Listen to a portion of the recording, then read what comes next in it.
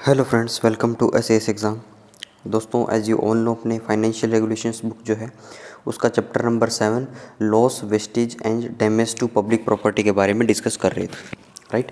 तो इस चैप्टर के अंदर दोस्तों प्रीवियस वीडियो के अंदर अपनों ने पूरा जो चैप्टर का सार था, जो पूरे चैप्टर के जो टॉपिक्स थे उसके बारे में थोड़ा ब्रीफ आइडिया लिया और दोस्तों रूल नंबर 156 तक कंप्लीट किया, राइट।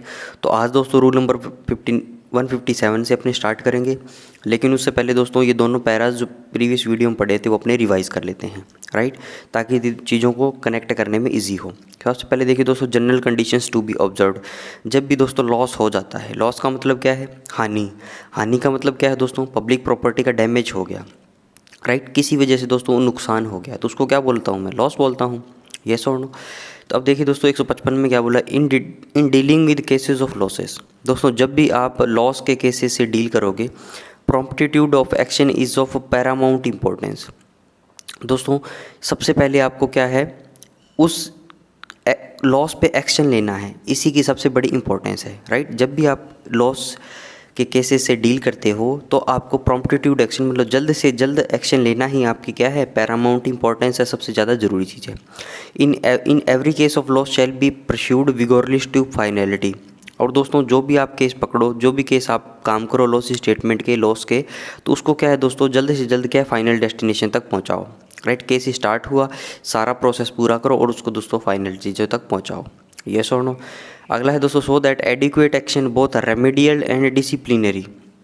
ताकि दोस्तों अगर उसमें कुछ सुधार हो सके, रेमेडी हो सके वो, या दोस्तों कोई डिसिप्लिनरी एक्शन अगर आपको लेना पड़े, राइट, जिसने वो काम किया है जिसकी वजह से लॉस हुआ है, तो वो दोनों चीज़ें भी आप क्या है इजीली ले सको, इसलिए क्या है प्रॉम्प्टिट्यूड एक्शन रिक्वायर्ड है। Can be taken as early as possible and delinquents do not except escape punishment by mere lapse of time. और दोस्तों क्या है कि जो डेलिंक्वेंट्स है, डेलिंक्वेंट्स का मतलब क्या होता है? डेलिंक्वेंसी होता है दोस्तों जानबूझ के काम करने वाला, और डेलिंक्वेंट का मतलब क्या हुआ, जो वो काम करता है तो वो आपके ज़्यादा टाइम ले लिया आपने, राइट, उस वजह से उसकी पनिशमेंट एस्केप ना हो जाए, इसलिए आपको जल्द से जल्द एक्शन लेना है, राइट। 156 देखिए friends, all losses whether of public money और स्टोर। दोस्तों सभी प्रकार के लॉस, भले ही पब्लिक की मनी का हो भले ही स्टोर का हो, shall be subjected to a preliminary investigation by the officer in whose charge they were. तो दोस्तों सारे प्रकार के लॉस, राइट, भले ही पब्लिक के मनी का हो भले ही पब्लिक के स्टोर का हो, right, shall be subjected to a preliminary investigation. उन सबको दोस्तों सबसे पहले प्रीलिमिनरी इन्वेस्टिगेशन से क्या है, गुजरना पड़ेगा, राइट। और फ्रेंड्स प्रीलिमिनरी इन्वेस्टिगेशन जो है करेगा कौन? Bye the officer. कौन करेगा? इन हुज चार्ज देवर, जिनके चार्ज में क्या थे दोस्तों, वो सामान था। To fix the cause of the loss and the amount involve. क्या फिक्स करने के लिए दोस्तों कि उस लॉस का कारण क्या है, और दोस्तों क्या है, कितनी अमाउंट उसके अंदर इन्वॉल्व है, right. As regards the procedure of investigation to be followed thereafter, losses are classified as under. दोस्तों जैसे ही क्या है लॉस होगा, प्रोसीजर फॉलो होगा इन्वेस्टिगेशन का, और दोस्तों लॉस को क्या है दो प्रकार के भागों में बांटा गया है, loss of stores, losses of public money, right. आगे चलिए फ्रेंड्स, आगे देखिए फ्रेंड्स क्या है, court of inquiry shall invariably be convened to investigate all losses which under existing rules and regulations require the sanction of the government of India to write off। और दोस्तों ऐसे losses अगर हो जाएं, राइट, जिन पे existing rules बने हुए हैं कि जिनको राइट ऑफ करने के लिए गवर्नमेंट ऑफ इंडिया की सैंक्शन चाहिए, तो दोस्तों ऐसे केसेस के अंदर कोर्ट ऑफ इंक्वायरी को कन्वीन करना मस्ट है, ठीक है, नंबर एक बात। अब दोस्तों दूसरा हिस्सा यहाँ से है, ठीक है, ये तो बोल दिया कोर्ट ऑफ इंक्वायरी किन केसेस में मस्ट है। अब दोस्तों कोर्ट ऑफ इंक्वायरी जो है, the holding of a court of inquiry may at the discretion of the competent financial authority be dispense with in cases of losses of stores. अब दोस्तों कुछ केसेस ऐसे हैं जहाँ पे कॉम्पिटेंट फाइनेंशियल अथॉरिटी जो है, जो हमारे CFA जो हैं, वो क्या करते हैं, उनके डिस्क्रिशन पे डिपेंड करता है कि वो कोर्ट ऑफ इंक्वायरी को होल्ड करवाए या नहीं करवाए, राइट। और दोस्तों वो कौन कौन से केसेस है, be dispensed with in a cases of loss of stores where the loss is not due to TFN। या तो दोस्तों क्या है, कोर्ट ऑफ इंक्वायरी हो भी सकती है, नहीं हो भी सकती। पहला केस क्या है, अगर दोस्तों TFN से अगर वो लॉस नहीं हुआ तो क्या है, कोर्ट ऑफ इंक्वायरी नहीं होगी, आप ऐसे मान लो, ठीक है। ये तो उसके डिस्क्रिशन पे डिपेंड करता है, राइट। तो इसलिए क्या है दोस्तों, जनरली क्या है, ये कोर्ट ऑफ इंक्वायरी कंडक्ट नहीं करवाते अगर TFN से लॉस नहीं हुआ है, राइट। और where the reported loss due to theft, fraud और नेग्लेक्ट इज़ लेस देन 10,000। अगर दोस्तों TFN से हुआ भी है और दोस्तों लॉस के अमाउंट 10,000 रुपये से नीचे है, तो क्या है, तो भी कॉम्पिटेंट अथॉरिटी के डिस्क्रिप्शन पे डिपेंड करेगा कि whether to hold the court of inquiry और not.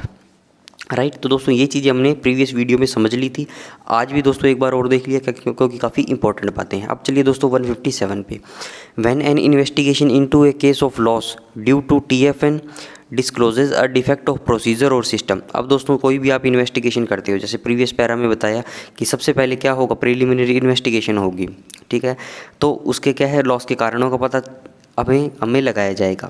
Right, when an investigation into a case of loss, दोस्तों कोई भी लॉस की इन्वेस्टिगेशन जो होगी ड्यू टू टीएफएन, जो टीएफएन से हुआ है लॉस, डिस्क्लोजेस का मतलब क्या है दोस्तों, खुलासा किया है उसने, ए डिफेक्ट ऑफ प्रोसीजर और सिस्टम।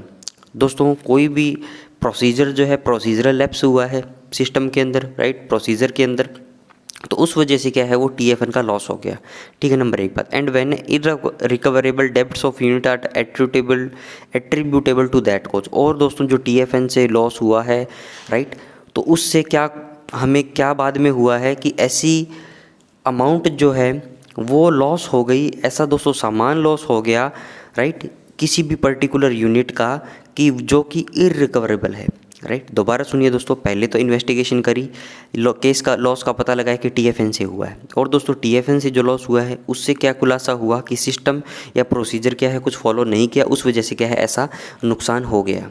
राइट, और दोस्तों जब ऐसा हो जाता है किसी भी यूनिट कंसर्न का डेब्ट, इररिकवरेबल डेब्ट का मतलब है ऐसे पैसे का नुकसान हो गया, राइट, जो इररिकवरेबल है, जो रिकवर नहीं हो सकता, राइट, किसकी वजह से, एट्रीब्यूटेबल टू दैट कॉज का मतलब है कि जो ऊपर इसके फलस्वरूप, राइट, तो उस केस में क्या होगा दोस्तों, a report shall be made to the government of India through the usual channels. तो दोस्तों एक रिपोर्ट जो है आपको वो भेजनी पड़ेगी गवर्नमेंट ऑफ इंडिया को थ्रू द यूजुअल चैनल्स, दोस्तों अपने थ्रू प्रॉपर चैनल भेजिए, and the PCDA concern together with A recommendation for rectifying the defect. और दोस्तों गवर्नमेंट ऑफ इंडिया को तो भेजोगे यूजुअल चैनल को, यूजुअल चैनल से एक कॉपी दोस्तों आपको क्या PCDA को भी देनी पड़ेगी, राइट। और दोस्तों क्या है, टुगेदर विद द रिकमेंडेशन, दोस्तों आप रिकमेंडेशन दे सकते हो कि सर इसको आप क्या है डिफेक्ट को रेक्टिफाई करवा दीजिए, राइट, उसमें सुधार करवा दीजिए, राइट, जो भी प्रोसीजरल लैप्स हुआ है, पैटी डिफॉल्केशन और petty theft need not be reported. और दोस्तों देखिए TFN का मतलब क्या है, थेफ्ट, फ्रॉड और नेग्लेक्ट, तो उसके अंदर क्या है चोरी का सामान भी आ सकता है, थेफ्ट मतलब चोरी हो गया, डिफॉल्केशन मतलब गबन कर लिया कोई सामान, फ्रॉड हो गया आपके साथ, राइट, तो कोई छोटे मोटे अमाउंट के दोस्तों क्या है उनको आपको रिपोर्ट नहीं करना, राइट। समझ में आई दोस्तों बातें, आगे चलिए। आगे देखिए फ्रेंड्स 158 में क्या दिया गया है, the monetary limits specified for the sanction of losses refer to each separate case of loss. दोस्तों जो लिमिट मॉनेटरी लिमिट है मतलब पैसे की लिमिट क्या है दोस्तों स्पेसिफाई कर रखी है, राइट, किसके लिए दोस्तों, कोई भी लॉस की सैंक्शन आने के लिए, right. The monetary limit specified for the sanction of losses refer to each separate case of loss. दोस्तों मान लो 10 लॉस स्टेटमेंट के केस है, 10 लॉस हुए हैं, ठीक है, 1 2 3 4 5 6 7 8 9 और 10, राइट, ये दोस्तों 10 केस हैं और इनके दोस्तों लॉस की अमाउंट जो है वो अलग अलग है, ठीक है। तो दोस्तों इनकी लॉस की जितनी अमाउंट होगी वो अलग अलग है, तो इनकी जो मॉनेटरी लिमिट है दोस्तों वो अलग अलग है, तो उस अलग अलग अमाउंट के लिए दोस्तों अलग अलग कॉम्पिटेंट अथॉरिटी जो है सैंक्शन करती है इस लॉस को, राइट। समझ में आई दोस्तों इस लाइन का मतलब, इसका मतलब यही है कि जितनी अमाउंट का लॉस होगा वो जो जिस अथॉरिटी के परव्यू में वो लॉस की अमाउंट को लाई करेगा तो वो क्या है उसको सैंक्शन देगी, राइट। नेक्स्ट देखिए दोस्तों, and it shall not be permissible to subdivide a case of loss with the object of bringing the amount within the financial power of the authority dealing with it. और दोस्तों कोई भी loss है दोस्तों, splitting की बात आ गई यहाँ पे भी, ठीक है, स्प्लिटिंग ऑफ सैंक्शन आप नहीं कर सकते, स्प्लिटिंग ऑफ अमाउंट दोस्तों आप नहीं कर सकते, जिस कॉम्पिटेंट अथॉरिटी को, जिस कॉम्पिटेंट फाइनेंशियल अथॉरिटी को जो काम करना है उसके दोस्तों आप परव्यू में लाने के लिए अमाउंट को तोड़ नहीं सकते, ठीक है। It shall not be permissible to subdivide a case of loss with the object of bringing the amount within the financial powers of the authority dealing with it, right. दोस्तों जो authority deal कर रही है उसकी financial power में आप loss की sanction को लाने के लिए उस लॉस को क्या तोड़ नहीं सकते। मान लो 500 रुपये का लॉस हुआ है, ठीक है, किसी अथॉरिटी की पावर दोस्तों 400 रुपये तक का लॉस क्या है सैंक्शन करने की है, और दोस्तों आप इसको क्या करते हो 250 कर दो, राइट, कि भैया मैं तुम्हारे तो 250 रुपये के 2 केस हुए हैं, राइट, 2 लॉस हुए हैं, तो ऐसा आप नहीं कर सकते। राइट, समझ में आई दोस्तों बात। Losses shall not be written off without the specific approval of the CFA। और दोस्तों CFA कौन होते हैं दोस्तों? यूनिट कंसर्न साइड की ओर, जो डिफेंस सर्विसेज की साइड की ओर जो लोग हैं उनको CFA बोला जाता है। ठीक है, हमारे इधर दोस्तों कौन होते हैं? IFA होते हैं, इंटीग्रेटेड फाइनेंशियल एडवाइज़र। उनकी तरफ कौन से होते हैं दोस्तों? CFAs होते हैं, कॉम्पिटेंट फाइनेंशियल अथॉरिटीज़। राइट, किसी भी यूनिट कंसर्न का दोस्तों कोई भी ऑफिसर हो गया, राइट, कर्नल, लेफ्टिनेंट कर्नल, जो ऑफिसर इंचार्ज है उनका, मेजर, कैप्टन जो भी है, तो उनको क्या बोला जाता है? तो CFA बोला जाता है। उनको क्या अलग अलग पावर डेलीगेट्स की गई है लॉस को रिटर्न ऑफ करने के लिए। राइट, और दोस्तों ये सारी पावर्स जो हैं ये DFPDS में दी गई। DFPDS ये भी बता दूं आपको, delegation of financial power defence services के अंदर। राइट, अगला चलिए दोस्तों, नोट दिया गया, loss statements for amount not exceeding ₹2000 whether due to or not due to TFA need not be referred to CDA by CFA consult. और दोस्तों एक नोट आपको याद रखना है, 2000 की अमाउंट से नीचे के जो भी लॉस हैं, ठीक है, भले ही वो TFN से हुए हैं या नहीं हुए हैं, उनको क्या है CDA को नहीं भेजा जाता, जो भी CFA कंसर्न है। ठीक है, किसी की यूनिट में दोस्तों लॉस हो गया और वो 2000 रुपये से नीचे का लॉस है, तो उसको क्या है दोस्तों, हर एक डॉक्यूमेंट CDA नहीं भेजा जाता।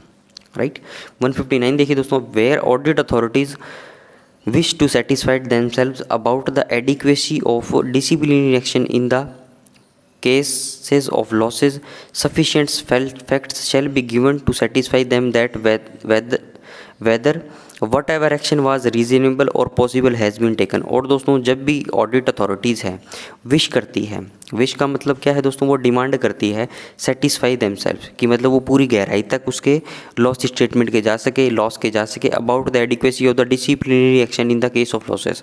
और दोस्तों क्या क्या डिसिप्लिनरी एक्शन जो है डेलिक्वेंट्स के अगेंस्ट में लिए गए हैं, राइट, उनकी डेप्थ में दोस्तों जाना चाहिए जब ऑडिट अथॉरिटी, तो sufficient fact shall be given to satisfy them. दोस्तों सफिशिएंट जो है डेटा उनको दिया जाता है। वेदर एक्शन वाज रीजनेबल और possible has been taken. Right, और दोस्तों वेदर नहीं, whatever action was reasonable और पॉसिबल हैज़ बीन टेकन। और दोस्तों सारे फैक्ट उनको दिए जाते हैं कि जो जो रीजनेबल एक्शन थे, जो जो पॉसिबल एक्शन थे, वो डेलिक्वेंट के अगेंस्ट में लिए गए हैं या नहीं लिए गए। Right, if in any particular case audit authorities considered it essential to see the actual court of inquiry proceedings. और दोस्तों कई केस ऐसे आ जाते हैं, मान लो राइट, कोई सीरियस नेचर का केस है, बहुत ज़्यादा अमाउंट का लॉस हुआ है, तो ऑडिट अथॉरिटी क्या करती है दोस्तों, वो बोल देती है कि भैया हमें तो एक्चुअल कोर्ट ऑफ इंक्वायरी जो हुई है उसकी प्रोसीडिंग्स चाहिए। राइट, दोस्तों कोर्ट ऑफ इंक्वायरी का जजमेंट आया है उनके, राइट, उनके दोस्तों डिसिप्लिनरी जो एक्शन हुआ है, माइनर पेनल्टी, मेजर पेनल्टी क्या लगी है उस पर, राइट, पे फाइन लगा है, जो किसी भी प्रकार की दोस्तों पेनल्टी अगर लगी है उस पर, जिस बंदे ने काम किया है, तो उसकी एक्चुअल कोर्ट ऑफ इंक्वायरी की प्रोसीडिंग जो है उसमें भी क्या है दोस्तों, ऑडिट अथॉरिटी उसकी डिमांड कर सकती है। The senior audit officer of the command concerned shall make a request to that effect. और दोस्तों जो भी किसी कमांड के अंदर सीनियर ऑडिट ऑफिसर होगा तो वो क्या रिक्वेस्ट कर सकता है उस कोर्ट ऑफ इंक्वायरी की प्रोसीडिंग से रिलेटेड डिटेल्स की। Right, the proceedings shall then be sent to him personally. और उसके बाद क्या होगा दोस्तों, वो जो प्रोसीडिंग होगी पर्सनली उस भाई को सेंड कर दी जाएगी जो ऑडिट ऑफिसर होगा। राइट, तो दोस्तों ये हुआ 59 नंबर कंप्लीट। आगे चलिए,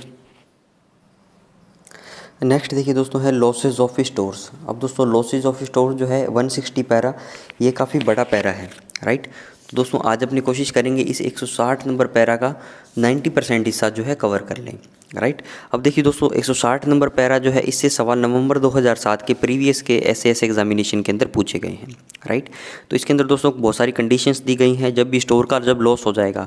अब दोस्तों एक चीज़ आपको ध्यान रखनी है, यहाँ पे स्टोर का लॉस हो रहा है, ठीक है, कैश के दोस्तों लॉस की हम बात नहीं कर रहे, हम किसके बात की कर रहे हैं, स्टोर के लॉस की।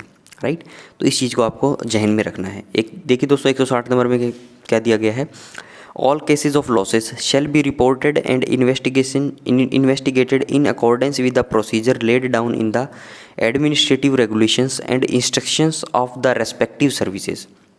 दोस्तों आर्मी, नेवी, एयरफोर्स के अंदर जो एडमिनिस्ट्रेटिव उनके रेगुलेशंस है, जो इंस्ट्रक्शंस हैं, उनके अंदर दोस्तों जो प्रोसीजर दिया गया है, तो सारे लॉस के केसेस जो हैं, जो भी रिपोर्ट होते हैं, उनको दोस्तों इन्वेस्टिगेट किया जाता है उन्हीं रूल्स के हिसाब से। ठीक है, नंबर एक बात, the results of investigation shall be communicated to the CFA through the usual channels for further action as laid down in the clauses A and B below.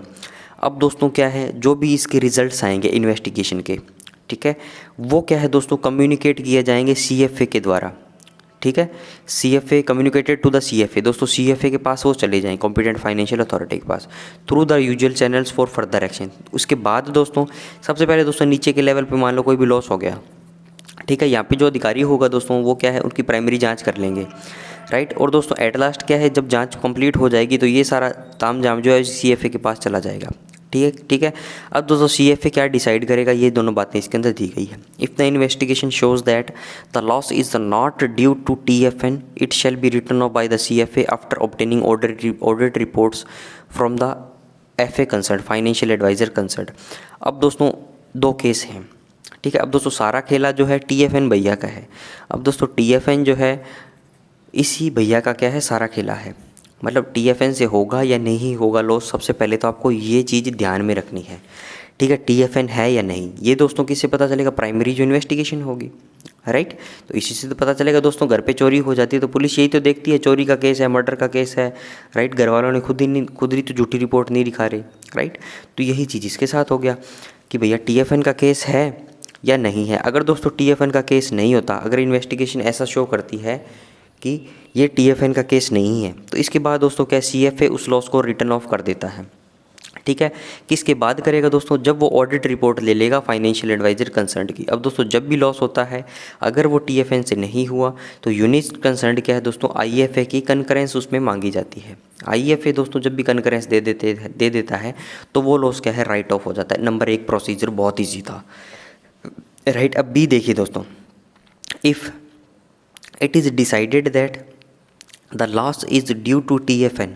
अब दोस्तों इन्वेस्टिगेशन के बाद क्या पता चला कि भैया लॉस जो है वो TFN से हुआ है, ठीक है। तो उस केस के अंदर दोस्तों the CFA shall in consultation with his FA, दोस्तों CFA क्या करेगा, कॉम्पिटेंट फाइनेंशियल अथॉरिटी क्या करेगी, जिसकी यूनिट के अंदर, यूनिट कंसर्न के अंदर लॉस हुआ है, वो CFA क्या करेगा, कंसल्ट करेगा फाइनेंशियल एडवाइज़र को।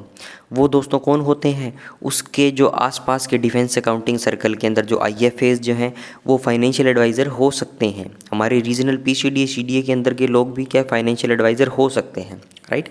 आप दोस्तों IFA से इसको ध्यान रखो। उसके बाद क्या होगा दोस्तों, CFA in consultation with financial adviser take action as under according to the circumstances of the case. और दोस्तों जो हालात होंगे उस टाइम केस के, उसके हिसाब से क्या एक्शन लिया जाएगा, राइट। और दोस्तों जो एक्शन लेंगे उसका ऑब्जेक्ट क्या होगा, with the object of making recovery of the amount lost to the extent possible from the guilty persons. और दोस्तों सबसे ज़्यादा प्रयास क्या किया जाएगा, जो भी गिल्टी पर्सन है जिसकी वजह से जो लॉस हुआ है, सारी की सारी अमाउंट क्या है उससे वसूल कर ली जाए, ठीक है। नंबर 1 बात।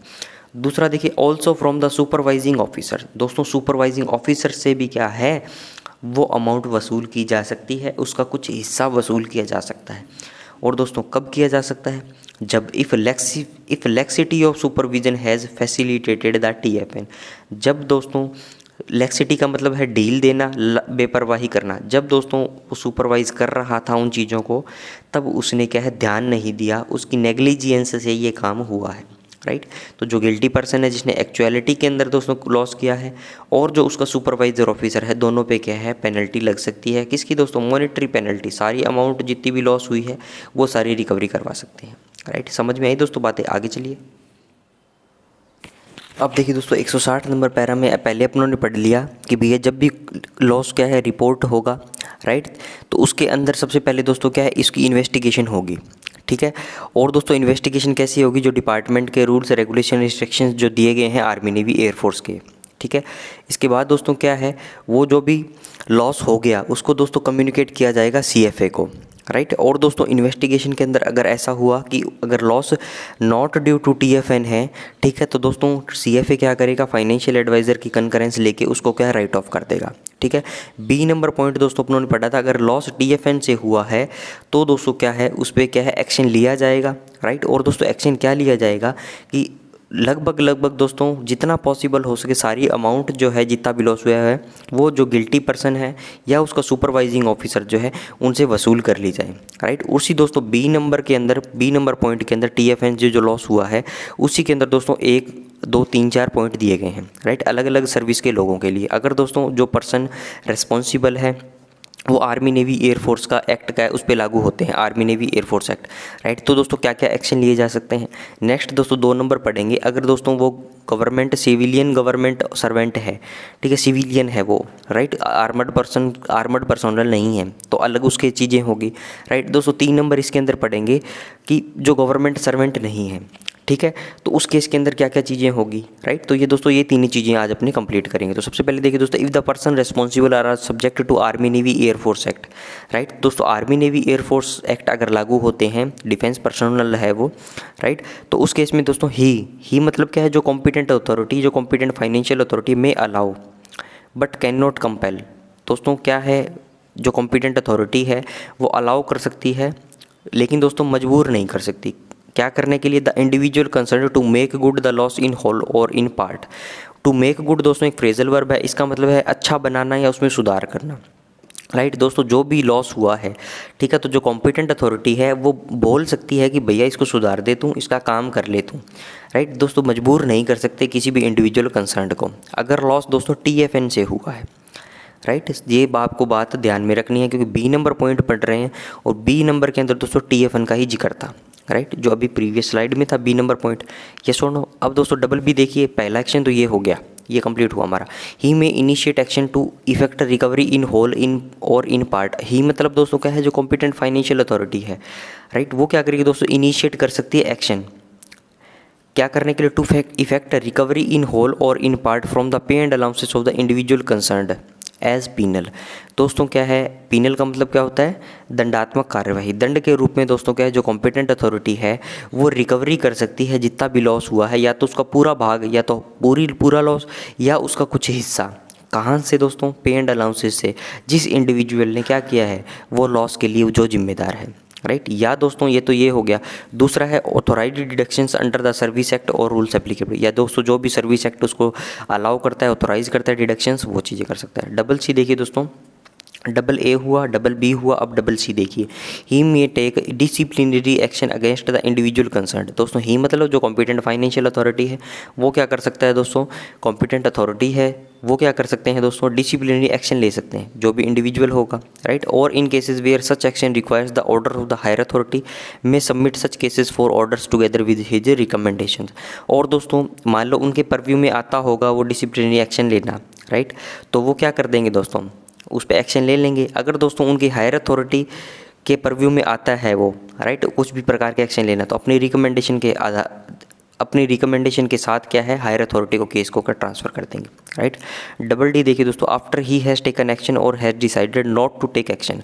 दोस्तों जो भी चीज़ें हुई हो, ठीक है, कॉम्पिटेंट फाइनेंशियल अथॉरिटी को, CFA को, कॉम्पिटेंट अथॉरिटी को जो भी लगा हो, ठीक है, या तो उसने एक्शन लिया है इसके हिसाब से, या दोस्तों उसने एक्शन नहीं लिया हुआ, ठीक है, लिया है एक्शन भले ही नहीं लिया, अल्टीमेटली उसको क्या करना है, he may write off the loss in whole or in part as the case may be for reasons to be recorded in writing. दोस्तों उसको क्या, लॉस को तो राइट ऑफ करना ही करना है, ये तो पहली जिम्मेदारी है उसको, राइट। तो क्या करेगा दोस्तों, लॉस को राइट ऑफ कर देगा, ये चीज़ें चलती रहेगी, ठीक है। डिसिप्लिनरी एक्शन है जो भी है वो बाद का मैटर है।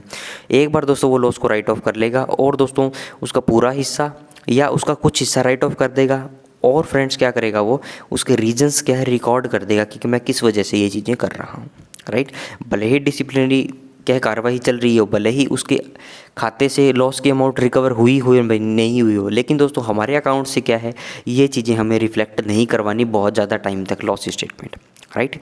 ये चीज़ें समझ में आई दोस्तों। अगला 3 नंबर पॉइंट दोस्तों एकदम इसकी फोटोकॉपी है, वो हमें जस्ट रीड आउट करना है, राइट। ये समझ में आ गया तो वो ऑटोमेटिक समझ में आ जाएगा। आगे चलिए फ्रेंड्स, अगला देखिए दोस्तों, if the persons responsible are civilian government servant, right. दोस्तों पहला बोल दिया कि भैया आर्मी नेवी एयरफोर्स अगर एक्ट लागू होते हैं, अब बोल दिया दोस्तों सिविलियन गवर्नमेंट सर्वेंट है, मतलब वो सोल्जर नहीं है, राइट, आर्मड पर्सोनल नहीं है। तो उस केस के अंदर क्या होगा दोस्तों, ही में अलाउ, तो जो कॉम्पिटेंट अथॉरिटी होगी वो दोस्तों उसको अलाउ कर सकती है, लेकिन दोस्तों मजबूर नहीं कर सकती कि तू भैया जो नुकसान हुआ है उसका कुछ हिस्सा या पूरा पार्ट उसको भर दे, राइट। सेकंड दोस्तों, ई में initiate suitable departmental action, including penal recoveries if any. दोस्तों सुटेबल डिपार्टमेंटल जो एक्शन होंगे वो उनको किया जाएगा। इसमें अंदर दोस्तों क्या है, पीनल रिकवरी का मतलब क्या है, पैसे से रिलेटेड भी क्या है दंडात्मक कार्रवाई की जा सकती है। To be taken against the individual responsible under the CCA rules 1965। दोस्तों क्या है, सबसे पहले इनिशिएट सुटेबल डिपार्टमेंटल एक्शन, ठीक है, जो भी सूटेबल है एक्शन, इसके अंदर पीनल रिकवरी भी आ सकती है, राइट, दंडात्मक कार्रवाई के रूप में दोस्तों क्या है उसके रिकवरी की जा सकती है पैसों की। और दोस्तों ये सारी चीज़ें भी होगी, वो होगी दोस्तों CCA रूल्स 1965 के अंदर। दोस्तों प्रीवियस जो था 1 नंबर जो था उसके अंदर क्या था, आर्मी नेवी एयरफोर्स के एक्ट लागू होंगे, राइट। लेकिन दोस्तों सिविलियंस की जब भी बात आ जाती है, सिविलियन गवर्नमेंट सर्वेंट्स की क्या बात आ जाती है दोस्तों, CCA रूल्स 1965 के हिसाब से कार्यवाही की जाती है। CC देखिए दोस्तों, after he has taken action or has decided not to take action under AABB above, he may write off the loss either in whole or in part as the case may be for reasons to be recorded in writing। दोस्तों same बात बोल दी जैसे पीछे बोली थी, भले इसके हिसाब से एक्शन ले या ना ले, अल्टीमेटली दोस्तों लॉस को राइट ऑफ करना है।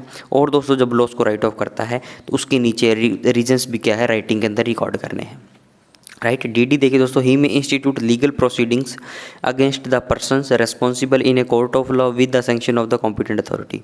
और दोस्तों क्या, ही में इंस्टीट्यूट लीगल प्रोसीडिंग्स, और दोस्तों कॉम्पिटेंट अथॉरिटी क्या कर सकती है, लीगल प्रोसीडिंग्स भी क्या है स्टार्ट करवा सकती है। जिस पर्सन ने लॉस किया है, जो उस लॉस को करने के लिए रिस्पॉन्सिबल है, जिसके अंदर दोस्तों किसके अंदर, कोर्ट के अंदर, राइट। क्योंकि दोस्तों सिविलियन गवर्नमेंट सर्वेंट हैं तो दोस्तों उसको कोर्ट में घसीटा जा सकता है। आर्मड फोर्सेस के लोग हैं तो दोस्तों उनकी अलग कोर्ट रहती है अंदर, राइट, उनकी दोस्तों अलग कोर्ट रहती है, उसके अंदर दोस्तों अलग अलग रैंक के अधिकारी रहते हैं, राइट, जो कोर्ट मार्शल होता है, राइट।